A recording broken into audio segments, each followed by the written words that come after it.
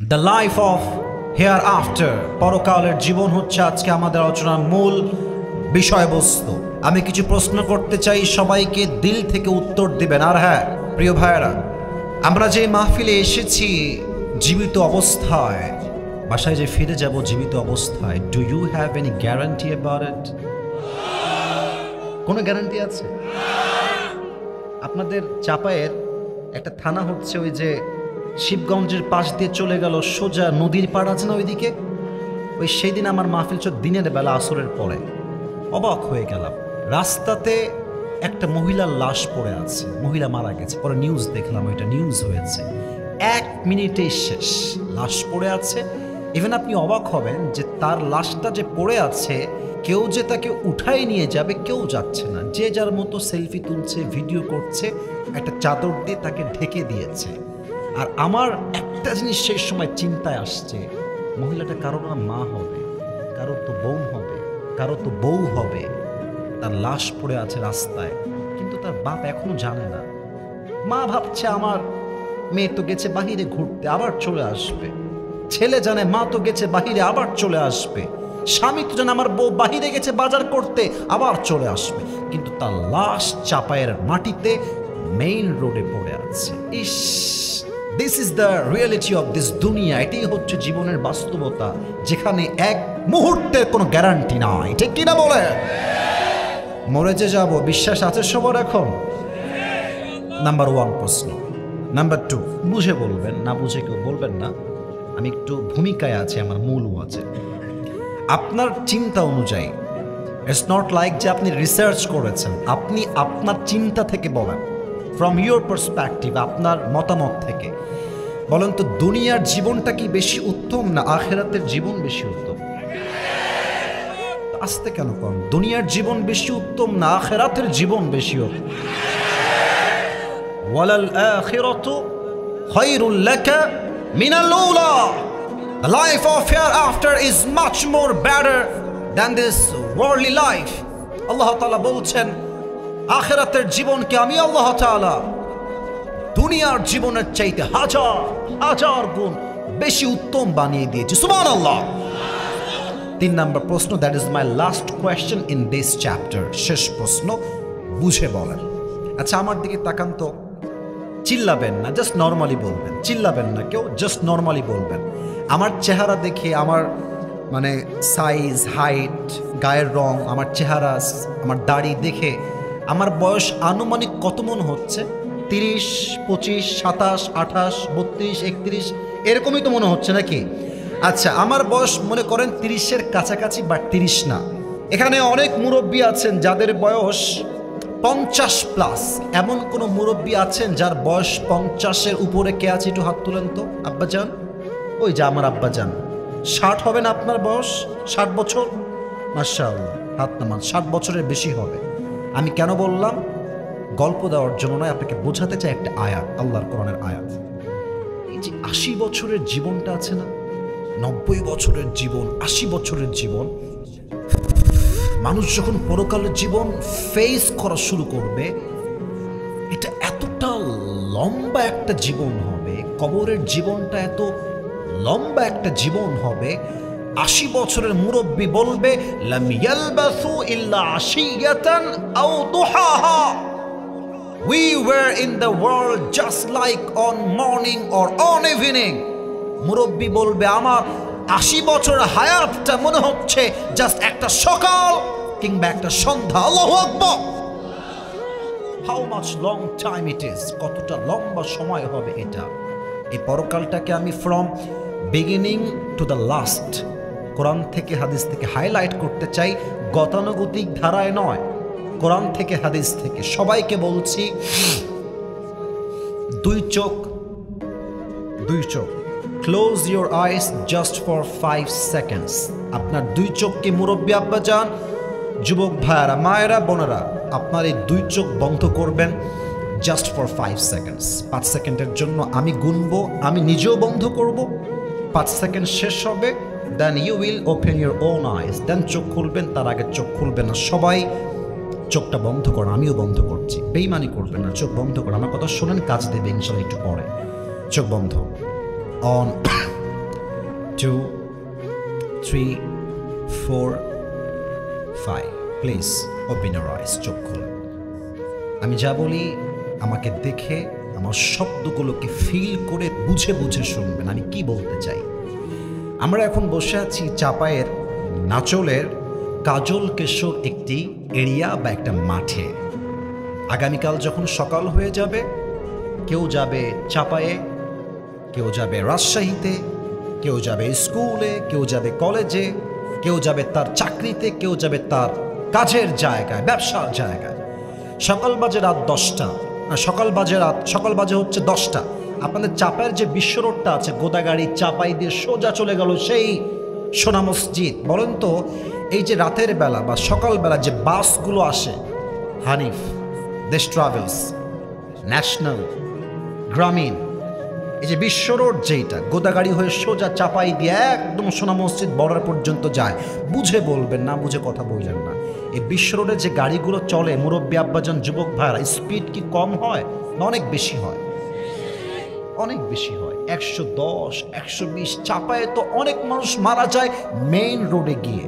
তো দেখেন, আপনি যাবেন চাপায়ের মেইন শহরে, তো নাচল থেকে আপনি গিয়ে জাস্ট মেইন রোডে উঠে বাম দিকে যাবেন। দ্যাট ইজ ইয়োর ডেস্টিনেশন, এটাই আপনার মূল গন্তব্য। তো আপনি আছেন বাইকে, অথবা আপনি আছেন ভ্যানে, অথবা আপনি আছেন সিএনজিতে, অথবা আপনি আছেন অটোতে। অটো যাচ্ছে চাপায়ের দিকে। এইটা হচ্ছে মেইন রোড, এটা হচ্ছে গলি। আপনি মেইন রোডে যাচ্ছেন, জাস্ট উঠেই বামে টার্ন নেবেন, বামে যাবেন। কিন্তু যখন আপনি আসতেছেন অটোটা নিয়ে, রিক্সা নিয়ে, সাইকেল নিয়ে, বাইক নিয়ে, আপনি মেইন রোডে উঠেও গেছেন, জাস্ট বামে ঘুরবেন, আর ঠিক পেছন দিক থেকে সোনা মসজিদ হয়ে একটা বাস আসছে, দেশ ট্রাভেলস বা হানিফের বাস, গতি হচ্ছে 120। আপনি যখনই মেইন রোডে উঠে বামে যাবেন, পেছন থেকে এসে এমন জোরে একটা আপনার বাইকে, সিএনজিতে, অটোতে, কারে এমন ধাক্কা দিয়েছে, এক ধাক্কায় আপনি মানুষটা 40 হাত দূরে গিয়ে উড়ে পড়েছেন। আর উড়ে যে পড়েছেন, কেমনে পড়েছেন? লুক অ্যাট মাই ফেস, আমার চেহারা দেখেন। এমনে উড়ে গিয়ে সোজা আপনার কপালটা, রাস্তার যে পিচ ঢালাও করা থাকে, ঠাস এমন জোরে আঘাত লেগেছে, মুরব্বীর কপালটা ফেটে, যুবকের কপালটা ফেটে, মহিলার কপাল ফেটে, ফিলকে দিয়ে গল গল গল গল করে রক্ত বের হচ্ছে। আর এই রক্তে পুরো রাস্তা রক্তে রঞ্জিত হয়ে গেছে। চাপায়ের সব লোকরা দৌড় দিয়ে আসছে, আরে ভাই কি হলো, হোয়াট হ্যাপেন্ড হিয়ার, কি হয়েছে এখানে? চিৎকার দিয়ে বলছে বড় একটা অ্যাক্সিডেন্ট হয়ে গেছে, বাঁচাও, কে কোথায় আছো? সব দৌড় দিয়ে আসছে। আপনাকে কোনো মতে ধরে রাজশাহীর সদর হসপিটাল নিয়ে গেছে, রাজশাহীর হাসপাতাল। 24 ঘন্টা আপনার চোখটা বন্ধ, সেন্স নাই, কথা বলছেন না, একদম কমপ্লিটলি সেন্সলেস, কোনো জ্ঞান নাই। 24 ঘন্টা পর আপনি চোখটা খুলেছেন, চোখ খুলে দেখছেন অবাক করা বিষয়, আমি ছিলাম চাপায়ে, আর এখন আমি আছি কোথায়? দেখছেন উপরে সাদা, ডানে সাদা, বামে সাদা, সামনে পেছনে সব সাদা, everything is just look like a white colour, সব সাদা আর সাদা। আপনার চোখটা ঝাপসা, কিছু দেখেন না ভালো করে। আরে ভাই আসলাম কোথায়? একটু গভীর চোখ দিয়ে দেখছেন, ঠিক আপনার পা বরাবর এন্ট্রান্স, প্রবেশ পথ যে গ্লাসটা আছে, ওখানে ইংরেজিতে লেখা আছে ICU, last stage of your life. আপনি বুঝে গেছেন আপনি এমন এক রুমে আছেন, এখান থেকে বেঁচে ফেরার সম্ভাবনা খুবই কমই থাকে। আইসিইউতে কখন নেওয়া হয়? যখন মানুষের জীবনটা শেষ মুহূর্তে পৌঁছে যায়, লাস্ট ট্রাই দেওয়ার জন্য আইসিইউতে নেওয়া হয়, ঠিক কিনা বলেন? ওই সময় ভাবছেন যে ইস, কেন যৌবন বয়সে পর্নোগ্রাফি দেখলাম, ইস কেন আমি 5 ওয়াক্ত নামাজটা ঠিক মতো পড়লাম, ইস আমি কেন সুদ খাইলাম, ইস আমি কেন আমার দাড়িটা কামাইলাম, ইস আমি আমার বউকে জুলুম কেন করলাম, ইস আমি কেন হারাম চাকরি করলাম, ইস রে আমি আমার যৌবন নামাজ কেন পড়লাম না। আপনি ভাবছেন সব কিছু, আমার তো হায়াত শেষ। চিন্তা করতে করতে দেখছেন আকাশ থেকে একজন যুবক নেমে আসছে আকাশ থেকে। চাপায়ের ভাইরা বলেন তো, আকাশ থেকে যে নামে সে কি মানুষ হয় না ফেরেশতা হয়? আমি শুনতে চাই দিল থেকে, মানুষ হয় না ফেরেশতা হয়? তো এখানে এসে বুঝতে হবে আমাদের মাঝে, অর্থাৎ আমরা যারা সবাই আছি, মৃত্যুর সময় আমাদের মাঝে মানুষ দুইটা ভাগে ভাগ হয়ে যাবে। বলেন সবাই কয় ভাগ? ভাই আমাকে চাপায়ের সাউন্ড দেওয়া লাগবে। বলেন সবাই কয় ভাগ? এক, নামাজি, দুই, বেনামাজি। নামাজির মরণ হবে একরকম, বেনামাজির মরণ হবে আর এক রকম। নামাজি বান্দার সামনে এসে মালাকুল মউত দাঁড়িয়ে যাবে, তার গায়ের জামার রং হবে সাদা, চেহারা হবে সুন্দর ফর্সা একটা চেহারা, সাদা ধবধবে যুবকের বেশে আসবে। এসে বলবে, এই যুবক টেনশন নাই, সাদা ধবধবে যুবকের বেশে আসবে। ইয়া আইয়াতুহান নাফসুল মুতমাইন্না উখরুজি ইলা মাগফিরাতিল্লাহি ওয়া রিজওয়ানি। এই প্রশান্ত আত্মা, আসো, আল্লাহর জান্নাত, তার ক্ষমা, তার দয়া তোমার অপেক্ষায় বসে আছে। আরে ভাই দিল থেকে কোন সবাই সুবহানাল্লাহ। আচ্ছা এটা আমার হাতে কি? এটা কি গোল না চারকোনা? বলেন সবাই, এটা কি গোল না চারকোনা? নামাজি বান্দার রূহ কতটা দামি আল্লাহর কাছে। আল্লাহ তাআলা বলছেন যে আমি শুধু তার রূহটা নিয়ে আসবো তা নয়, জান্নাত থেকে আল্লাহ তাআলা জান্নাতি মানুষের জন্য, নামাজি মানুষের জন্য ফেরেশতার মাধ্যমে একটা লাল রেশমি রুমালের কাপড় দুনিয়াতে তার রূহকে রিসিভ করার জন্য জান্নাত থেকে আল্লাহ পাঠায় দিবেন। কাফাম মিন নাকফানিল জান্নাহ ওয়া হানুত মিন হানুতিল জান্নাহ। জান্নাতের সেই ফেরেশতা নামাজি বান্দার রূহকে কবজ করবে, সুন্দর করে এই চাদরে মুড়ায় নিবে, রুমালে ভাঁজ করবে এবং সোজা এই রূহটাকে নিয়ে ইল্লিয়িন তথা নামাজি বান্দার রূহকে সরাসরি আল্লাহ তাআলা ফেরেশতার মাধ্যমে জান্নাতের ঠিকানায় পৌঁছায় দিবে। সুবহানাল্লাহ। This is the death of people those who perform the সালাহ। এটা হচ্ছে নামাজি বান্দার মরণ। এবার আসেন বেনামাজি যারা আছেন, আমি দেখেছি চাপায়ে চায়ের দোকানে বসে বসে মুরব্বীরা পায়ের উপরে পা তুলে আছে না, বিড়িটা নেয়। আর একটা কথা বলবো, রাগ করবেন না, আমি নিজে চাপায়ে দেখেছি চায়ের দোকানে বসে বসে মুরব্বী, দাড়ি পেকে গেছে, সাদা দাড়ি, চায়ের দোকানে বসে বসে বাংলা সিনেমা দেখতেছে। আমি ঠিক না বললে কাকে ওয়াজ করি? কথা ঠিক আছে কিনা বলুন আপনারা সবাই। বেনামাজি মুরব্বীর সামনে, যুবকের সামনে যখন মালাকুল মউত আসবে, তার চেহারা এতটা কুৎসিত হবে, তার দেহের রং হবে ব্লু, নীলাভ বর্ণের চেহারা, আর তার জামা হবে ব্ল্যাক, কালো, তার পা থাকবে জমিনে, হেড তথা মাথা থাকবে আকাশ বরাবর, বিশাল লম্বা একটা দেহ।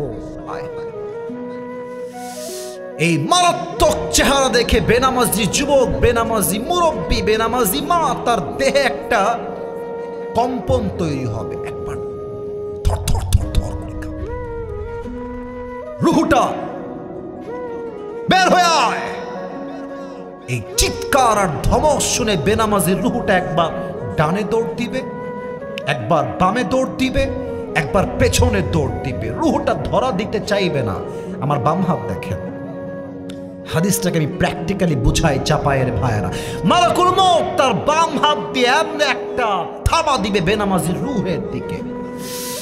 রুহটাকে ধরে যখন টেনে হিচড়ে বের করবে, একটা জীবিত ছাগলকে জবেহ না করে তার চামড়া টেনে হিচড়ে ছিঁড়ে ফেললে যেমন কষ্ট হয় চাকু দিয়ে, বেনামাজি বান্দার রুহ কবজ হওয়ার সময় তার চাইতে কমসে কম 70 গুণ বেশি কষ্ট দিয়ে তার রুহকে কবজ করা হবে। সকলেই বলেন নাউজুবিল্লাহ। এবার বলেন তো চাপায়ের ভাইয়েরা, এই কষ্ট সহ্য করার মতো ক্ষমতা আমাদের কারো মাঝে কি আছে? বলেন না কেন, আছে, আছে। আমি দোয়া করছি, আমিন বলবেন দিল থেকে। আল্লাহ তুমি আমাদের সবাইকে মৃত্যুর কষ্ট থেকে বাঁচাই দিও। সকলে পড় আমিন। রূহ যখন কবজ হয়ে যাবে, কবরের জীবনটা শুরু হয়ে যাবে। এবার একটা প্রশ্ন করব, উত্তর অনেকে ভুল দেবেন আমি জানি। বলেন তো সবাই, কবরের মোট প্রশ্ন হবে কয়টা?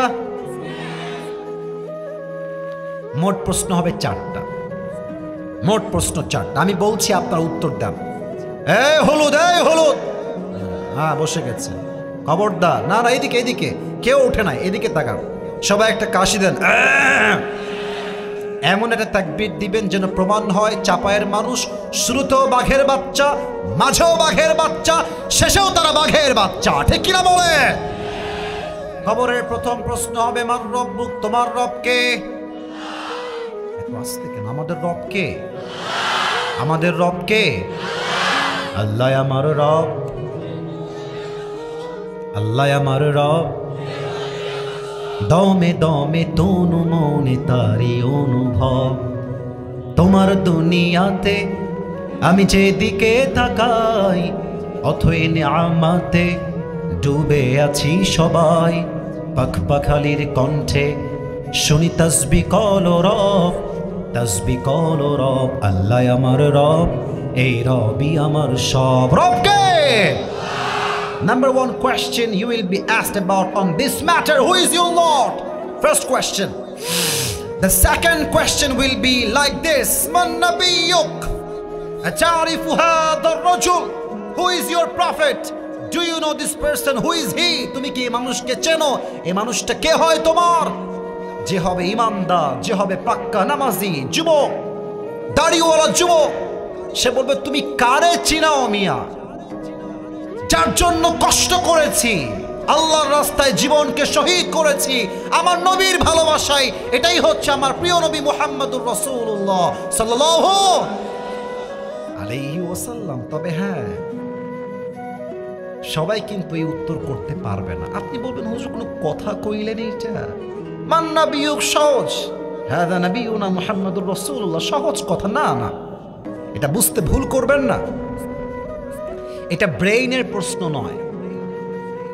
মুরব্বীরা একটু শুনবেন, আমি আপনার পায়ে হাত রেখে বল, যুবক আমার কথা বুঝবে আমি জানি, মুরব্বীরা একটু আমাকে শুনবেন। এটা ব্রেইনের প্রশ্ন নয় যে আপনি পরীক্ষার হলে আছেন, পড়ে আসছেন, প্রশ্ন আসছে উত্তর দিবেন, তা নয়।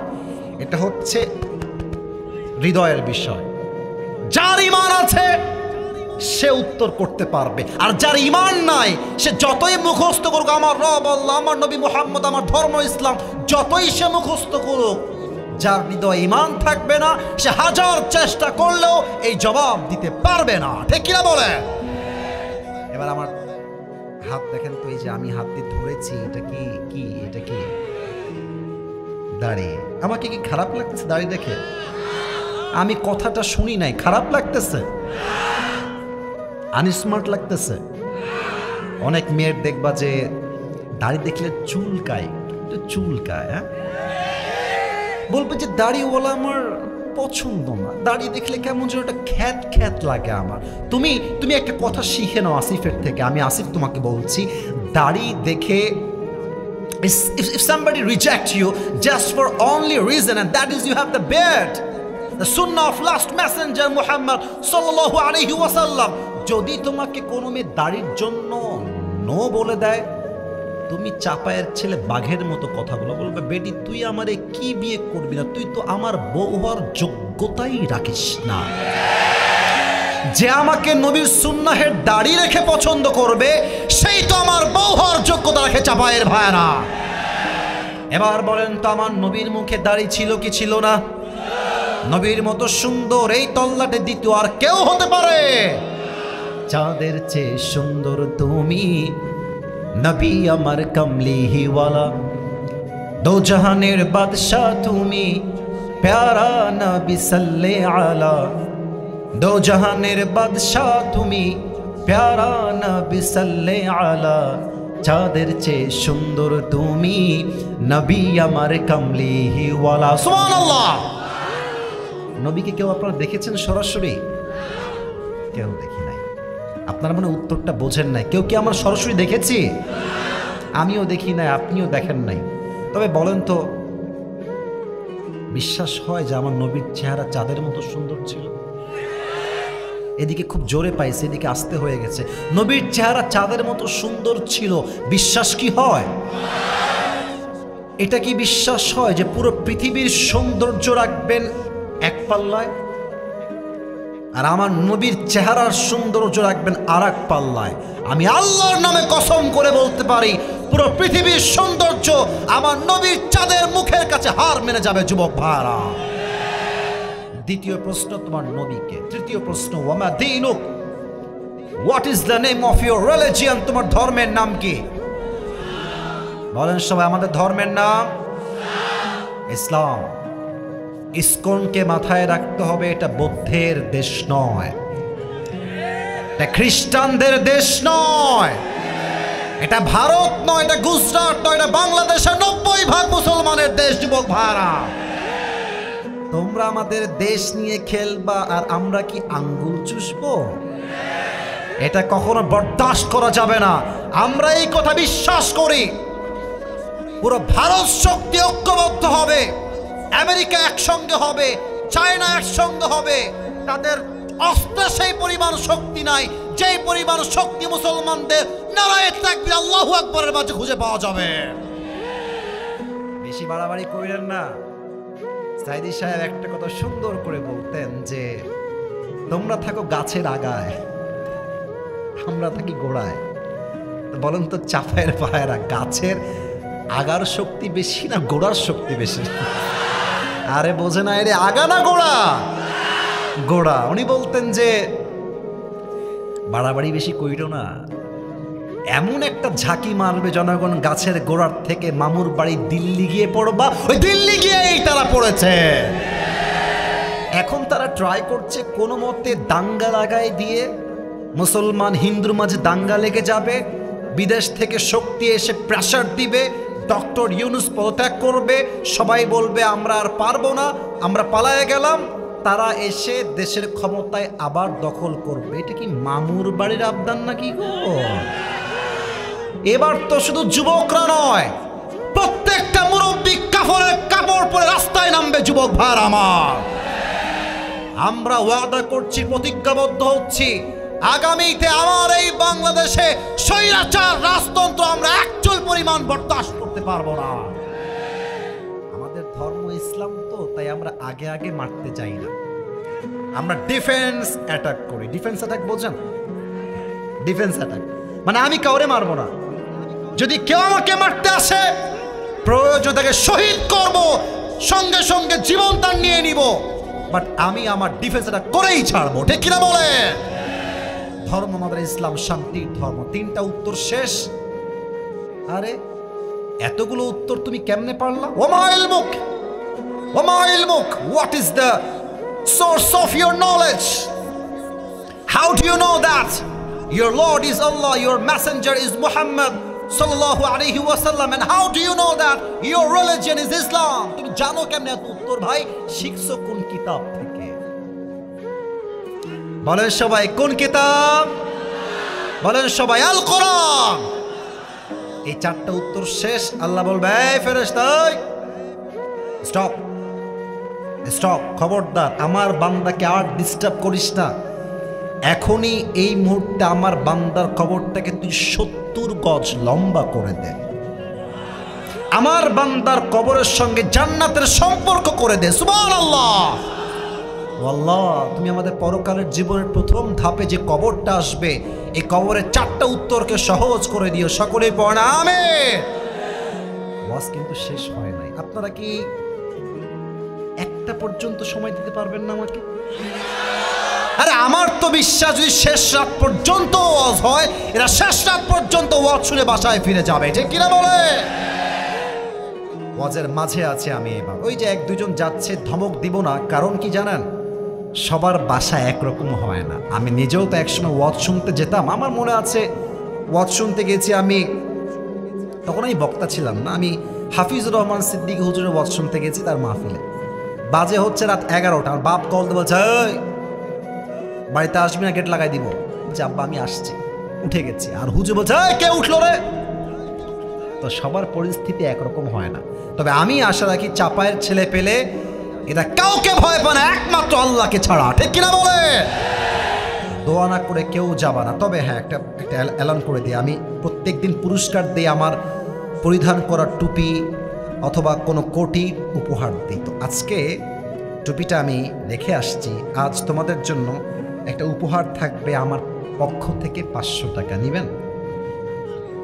সবাই কিন্তু পাবে না, একজন পাবে। কে পাবে? এখন যে কথাগুলো মনোযোগ দিয়ে শুনবে, শেষে গিয়ে বলতে পারবে, তাকেই আমি 500 টাকা উপহার দিব। রাজি আছেন তো সবাই? ইনশাআল্লাহ। একটা কাশি দেন দেখি সবাই। লিল্লাহি তাকবীর। মনোযোগ বাড়ান। পরকালের জীবনটা 3 ভাগে বিভক্ত। বলেন সবাই, কয় ভাগ? 1. If you believe in the life of hereafter, then you must have to believe in the day of resurrection.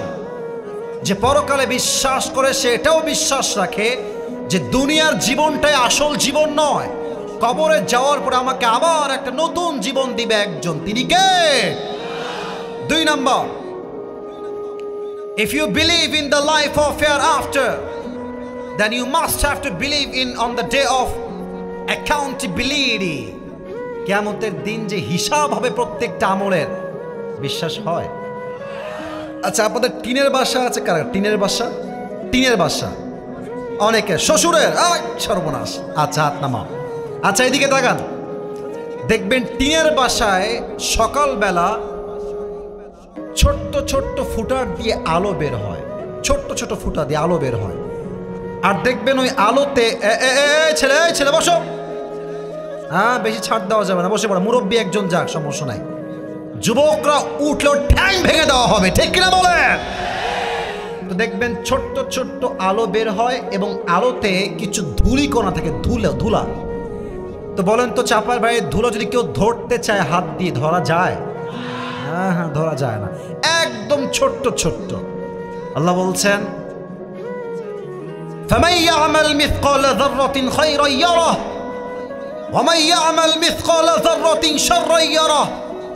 একজন বান্দা যে শস্যের দানা পরিমাণ আমল করেছে, ভালো কিংবা খারাপ হোক, প্রত্যেকটা আমলকে পাই টু পাই হিসাব নেওয়া হবে, ঠিক কিনা বলেন?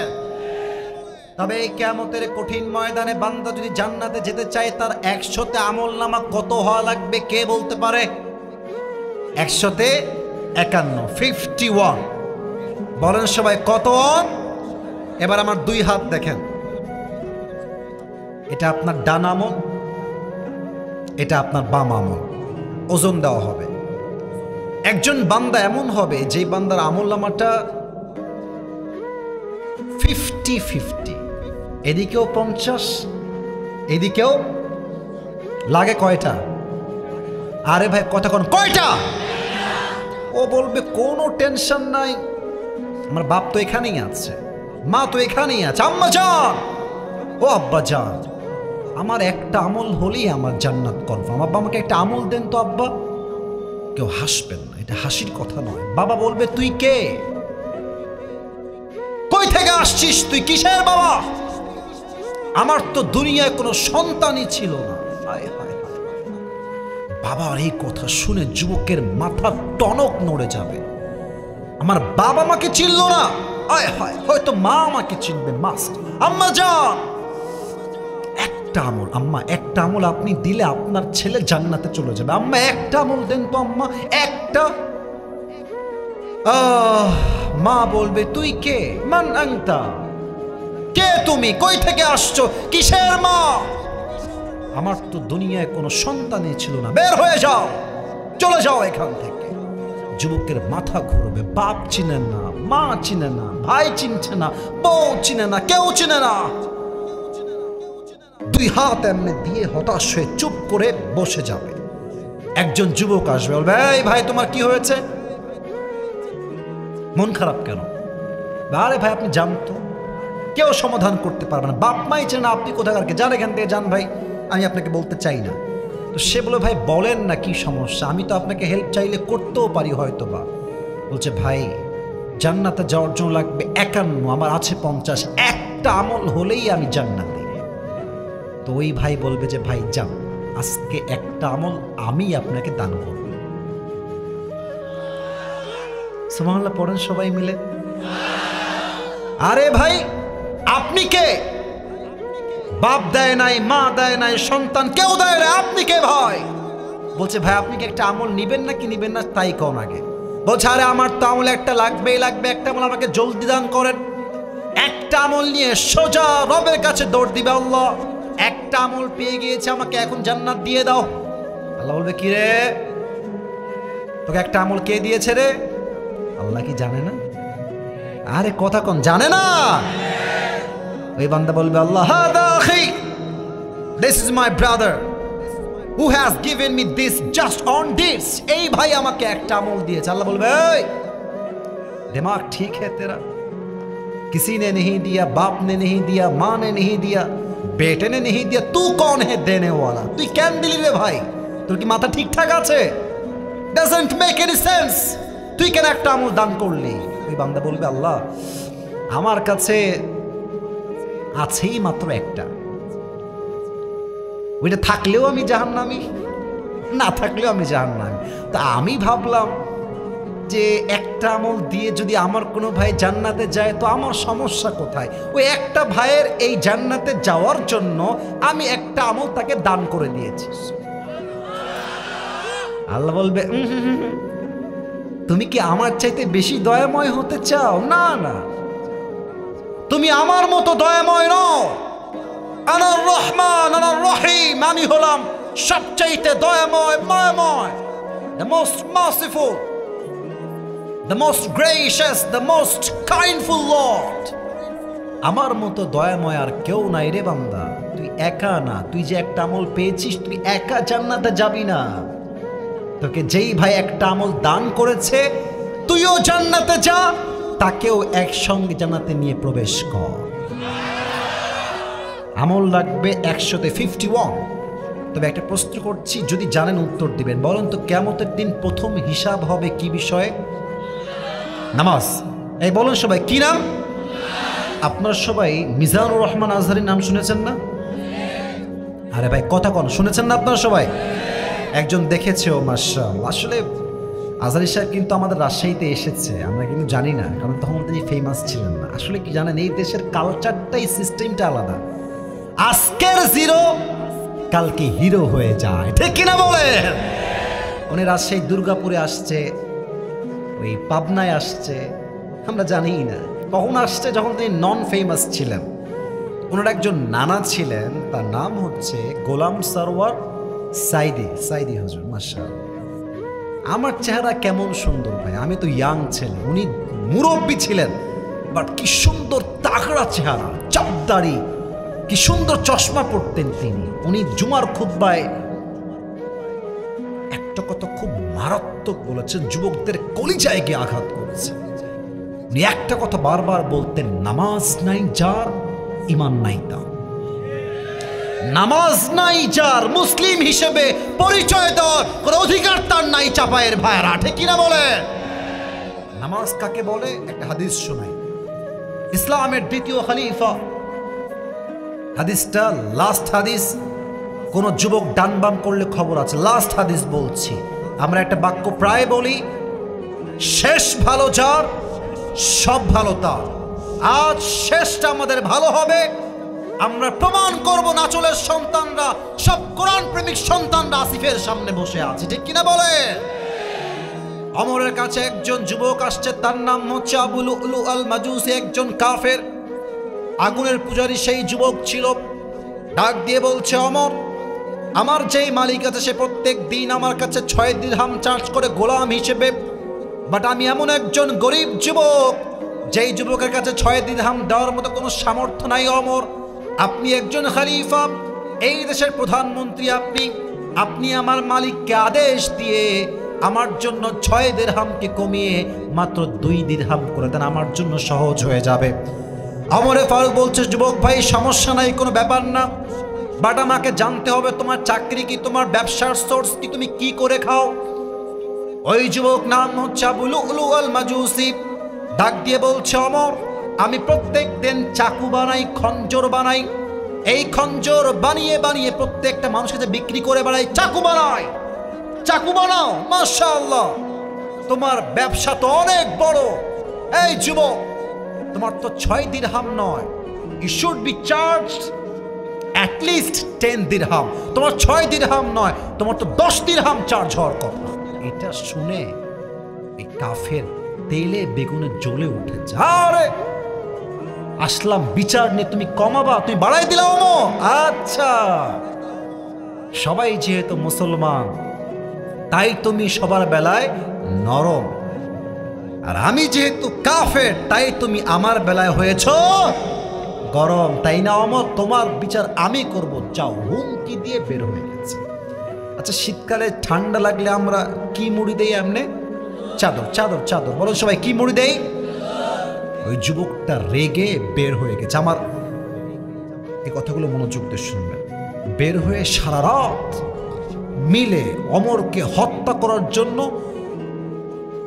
বিশাল লম্বা একটা খঞ্জর বানিয়েছে, চাকু। খঞ্জর কাকে বলে? Look at my right hand, ডান হাত দেখেন। খঞ্জর হচ্ছে ডানেও চাকু, বামেও চাকু। মাকবাদাতু ফি ওয়াসাতি, হ্যান্ডেলটা হচ্ছে মাঝখানে। এটা হচ্ছে ধরার জায়গা। এটাও চাকু, এটাও চাকু। যুদ্ধের ময়দানে যোদ্ধারা এই খঞ্জরটা ইউজ করে যুদ্ধ করবার জন্য। তো সেই কাফের খঞ্জর বানিয়ে পেটের ডান দিকে রেখেছে। আচ্ছা, মেয়েরা দেখবেন নেকাব পরে এমনে, তো সে তার চাদরের ডান দিকটা এখান থেকে নিয়ে এই পর্যন্ত জড়িয়েছে, পুরো নাক থেকে থুতনি পর্যন্ত ঢাকা, আর পেছন থেকে চাদরটাকে উড়িয়ে দিয়ে কপালের এই ভ্রু পর্যন্ত দিয়েছে। পুরো ফেসটাই কাভার্ড, কিছুই দেখা যায় না, জাস্ট চোখ ছাড়া, জাস্ট লাইক এ নেকাব অফ গার্লস অ্যান্ড উইমেন। মেয়েদের নেকাবের মতো চোখ ছাড়া আর কিছু দেখা যায় না। মসজিদে আজান হয়েছে, হাইয়া আলাস সালাহ, হাইয়া আলাল ফালাহ, আসো নামাজের দিকে। ফজর আজান যখন হয়েছে, ওই কাফের ছদ্মবেশে মুনাফিকের রূপে মুসল্লি হয়ে মসজিদে আসছে। ওমরে ফারুক ইমাম হয়ে আসছে, এসে বলছে, সফু সুফুফাকুম, সফু সুফুফাকুম, কাতার সোজা করো, কাঁধে কাঁধ মিলিয়ে দাঁড়াও, আল্লাহু আকবার। এবার সবাই আমার 2 হাত দেখবেন, আমার চেহারা কেউ দেখবেন না প্লিজ। লুক অ্যাট মাই বেলি সাইড, এই পেটের দিকে দেখেন। 2 হাত বেঁধেছে। প্রথমে তিনি সানা পড়েছেন, এন্ড দেন সূরা ফাতিহা পড়েছেন, এন্ড দেন কিরাত পড়েছেন। আল্লাহু আকবার। রুকুতে গিয়েছেন। ওমরে ফারুক যখনই রুকুতে গিয়েছে, পেছন থেকে ওই কাফের চাদরটাকে ধরে এমনি উড়িয়ে দিয়েছে, আর এখান থেকে খঞ্জরটা বের করে সোজা ওমরের সামনে চলে গেছে। আর ওমরের পেটে, আবার বলছি পেট দেখেন, চেহারা নয়, পেট দেখেন। এই খঞ্জরটা এমনি ধরে এখান থেকে একবার এমনি আঘাত করেছে, আবার পোজ দিয়েছে, আবার। চাকুতে এত ধার ছিল, 3টা পোচে ওমরের পেট কেটে ফেড়ে নাড়ি ভুড়িগুলো সব বাহিরে বের হয়ে গেছে নামাজের মাঝে। ওমরে ফারুক নামাজের মাঝে চিৎকার দিয়ে বলছে, কতালানি আল কালব, আমাকে একটা কুকুর হত্যা করেছে, আমাকে কে আছো বাঁচাও। অজ্ঞান হয়ে গেছে। আর ওই কাফের যখন ওমরকে ছুরির আঘাত করে বের হয়ে যাবে পেছন দিক দিয়ে, প্রায় সাহাবী তাকে আটকাবার ট্রাই করেছে, ধর তাকে। সে ওমরকে ছুরির আঘাত করেছে, যে ধরতে গেছে তাকে এমনি, যে ধরতে চায় তাকে আঘাত, এমন ভাবে ছুরির আঘাত দিয়েছে। হাদিসে আসছে 7 জন সাহাবী নামাজরত অবস্থায় স্পট ডেথ। দুধ গাঢ় খাবার সহজে বের হবে না, দুধ নিয়ে আসছে, দুধ তার মুখে দিয়েছে, দুধ গলা দিয়ে নেমে, বুক দিয়ে নেমে, পুরো পেট কেটে সবগুলো দুধ বাহিরে গল গল করে বের হয়ে গেছে। এবার ডাক্তাররা বুঝে গেছে ওমরে ফারুক হয়তো আর বাঁচবে না, এটাই তার জীবনের শেষ মুহূর্ত। কিন্তু হঠাৎ ওমরে ফারুক তার চোখটা, it's a very little bit, very little bit, একদম সামান্য। আমার চোখ দেখেন, একদম ছোট্ট করে ওমর ফারুক চোখটা একটু ছোট্ট করে খুলেছে। It's a very little bit, খুবই কম।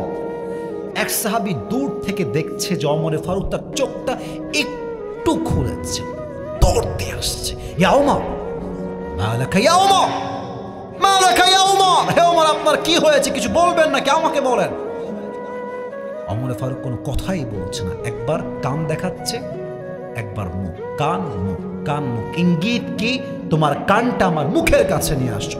ওই সাহাবী দৌড় দিয়ে এসে তার কানটা ওমরের মুখের কাছে দিয়েছে, আর ভাবছে হয়তোবা ওমর আমাকে বলবে, এই সাহাবী তুমি আমার সন্তান দেখে রেখো, বউ দেখে রেখো, রাজ্য দেখে রেখো, আমার সম্পত্তি দেখে রেখো। এই চিন্তা করে তার কানটা সে ওমরের মুখের কাছে বাড়িয়ে দিয়েছে। আর ওমর ফারুক কোনো কথাই জিজ্ঞেস করে নাই। প্রথম কথা ওমর ফারুক বলছে, এই সাহাবী আসল্লান নাস, আসল্লান নাস, ছেলের কথা বাদ, বউয়ের কথা বাদ, মায়ের কথা বাদ, রাজ্যের কথা বাদ, সম্পত্তির কথা বাদ, একজন মানুষের নারী ভুঁড়ি সব বের হয়ে গেছে। আর সে একটা কথাই বলছে, এই সাহাবী আমার অজ্ঞান হওয়ার পরে সাহাবীরা জামাতে নামাজ আদায় করেছিল কিনা, আগে আমাকে এই খবরটা আগে দাও। আপনি বোঝেন নামাজ কাকে বলে? নাড়ি ভুড়ি বের হয়ে গেছে, পানি দিলে পানি বের হয়ে যায়, দুধ দিলে দুধ বের হয়ে যায়। এমন একজন সাহাবী যে দুনিয়াতেই জান্নাতের টিকিট পেয়েছে, সে নামাজ ভুলতে চায় না। আর আজ চাপায়ের মাটিতে আজান হচ্ছে মসজিদে, যুবকরা নির্লজ্জ বেহায়ার মতো মোড়ে মোড়ে দাঁড়িয়ে পাবজি এবং ফ্রি ফায়ার খেলে বেড়াচ্ছে। আপনাকে আমি কয়টা বলবো, আপনি আমাকে বলেন।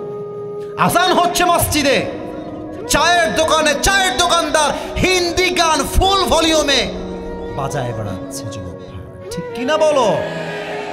নামাজ প্রথম হিসাব হবে নামাজ। তবে হিসাব দিবসে সবচেয়ে বেশি জাহান্নামে যাবে মেয়েরা। হাদিসে আসছে মেয়েরা হবে সবচেয়ে বেশি জাহান্নামী। এক তাকফুরনাল, 80 বেশিরভাগ মেয়ে দেখবেন কি বলে, আরে তোমার সংসার আমি বলে করি গো, অন্য কেউ হলে লাথি মেরে বের হয়ে যেত, এরকম মেয়ে আছে না নাই? এরা সবচেয়ে বেশি জাহান্নামে যাবে, 1 নম্বর। 2 নম্বর, সেই মেয়েগুলো জাহান্নামে যাবে যারা এমন পোশাক পরবে যেই পোশাক পরলে মনে হবে একটা উলঙ্গ নারী রাস্তা দিয়ে হেঁটে বেড়াচ্ছে। এটা বুঝতে হলে আপনাকে ঢাকায় যাওয়া লাগবে। আস্তাগফিরুল্লাহ, কালকে আমার প্রোগ্রাম ছিল ঢাকায়, ঢাকার থেকে কিন্তু এখানে আমি আসছি। আপনি ঢাকায় গেলে বুঝবেন যে কিয়ামত বেশি দিন আর বাকি নাই যুবক ভাইয়ারা। ঢাকার বসুন্ধরা সিটি, ঢাকার যমুনা ফিউচার পার্ক, ঢাকার যে সমস্ত প্লেস বা স্পটগুলো আছে, কিছু মেয়ে এমনভাবে হেঁটে বেড়ায়, এদেরকে দেখলে যুবকের চোখ নয়, ইমানের চোখ এবং চরিত্র দুইটাই নষ্ট হয়ে যাবে যুবক ভাইয়ারা, ঠিক কিনা বলো? এমন পোশাক দেখলে মনে হবে উলঙ্গ মেয়ে হাঁটছে। তবে হ্যাঁ, এটা এখন জিন্সের প্যান্টে নয়, বোরকায়ও ঢুকছে। দেখবেন মেয়েরা, আমার কথা রাগ করবেন না ভাই, বাস্তব কথা না বললে মানুষ বুঝবে না তো। বোরকা পরে এমন ভাবে টাইট ফিটিং বোরকা, দেহের প্রত্যেকটা প্রাইভেট অঙ্গ প্রত্যঙ্গের ভাঁজ বোঝা যায় যুবক ভাইরা। এদের জন্য আমি বলতে চাই, বোরকা বাদ দিয়ে আপনি প্যান্ট পরেন, আপনি শার্ট পরেন। আপনার মতো মেয়ে টাইট ফিটিং বোরকা পরে বদনাম করে, মুসলমানদের কালচার ঐতিহ্য নষ্ট হয়ে যায় যুবক ভাইরা। এই ধরনের মেয়েরা জাহান্নামে বেশি যাবে। আল্লাহ তাআলা প্রত্যেকটা মেয়েকে সহি বুঝ দান করুন, সকলে পড়েন আমিন। শেষ কথা, পরকালের জীবন 3 ভাগ, 2টা ভাগ শেষ। 3 নাম্বার ভাগ, হিসাবের পরে 2টা দল হবে, ডানপন্থী বামপন্থী। ডানপন্থী ফারিকুম feel Jannah, they will enter in the paradise. বামপন্থী ওয়া ফারিকুম ফিস সাঈর, they will enter in the hellfire. ডানপন্থী যাবে জান্নাতে, বামপন্থী যাবে জাহান্নামে। আমরা কি জাহান্নামে যেতে চাই না জান্নাতে যেতে চাই? এত আস্তে বললেন, বলেন সবাই আবার, জাহান্নামে যেতে চাই না জান্নাতে যেতে চাই? কাতারও হয়ে যাবে জান্নাতের, সবাই জান্নাতে আসছে। আল্লাহ বলবে, এই তুমি বের হও, এই আব্দুর রহিম তুমি বের হও, এই আব্দুর রহমান তুমি বের হও, এই বের হও, এই আসিফ তুমি বের হও, এই তুমি বের হও। কিছু নাম বলে আল্লাহ বলবেন তোমরা বের হয়ে যাও এই কাতার থেকে। তো তাদের দেহে ভয়ে একটা কম্পন তৈরি হবে যে আল্লাহ আমরা কি জাহান্নামে, আমরা কি জান্নাতে যাব না আজকে, আমরা কি বাদ পড়ে গেলাম, আমরা কেন বাদ পড়লাম, ভয়ে থরথর করে কাঁপবে। আল্লাহ বলবে আরে কাঁপাকাঁপি বাদ দাও, টেনশন করো না, তোমরা জান্নাতে যাবা, তবে তোমরা বিনা হিসেবে জান্নাতে যাবা। এরা কারা? ইন্নামা ইউওয়াফাস সাবিরুনা আজরাহুম বিগাইরি হিসাব। Those who observe patience, they will be given their reward without measure. যারা ধৈর্যশীল হবে, বিপদে আপদে সবর করবে, তাওয়াক্কুল করবে, আল্লাহর উপরে ভরসা করবে, তাদেরকে আল্লাহ বিনা হিসাবে জান্নাতে প্রবেশ করাবে। সুবহানাল্লাহ। সুবহানাল্লাহটা দিল থেকে পড়লেন না গো? আরেকবার পড়েন সবাই সুবহানাল্লাহ। একবার সুবহানাল্লাহ পড়বেন, জান্নাতে একটা গাছের মালিক হয়ে যাবেন। এই যে একটা গাছের মালিক হয়ে গেলেন, আবার মালিক হয়ে গেলেন, পড়েন সবাই সুবহানাল্লাহ। ব্যবসা, পুঁজি ছাড়া ব্যবসা, খালি পড়বেন সুবহানাল্লাহ, খালি পড়বেন আলহামদুলিল্লাহ, খালি পড়বেন লা ইলাহা ইল্লাল্লাহ। পড়েন সবাই আল্লাহু আকবার। আল্লাহ সবাইকে ধৈর্যশীলদের কাতারে শামিল করে নিক। সকলেই দিল খুলে পড়েন আমিন। এবার সবাই একটা কাশি দেন, একটা তাকবীর দিবেন, শেষ তাকবীর, লিল্লাহি তাকবীর।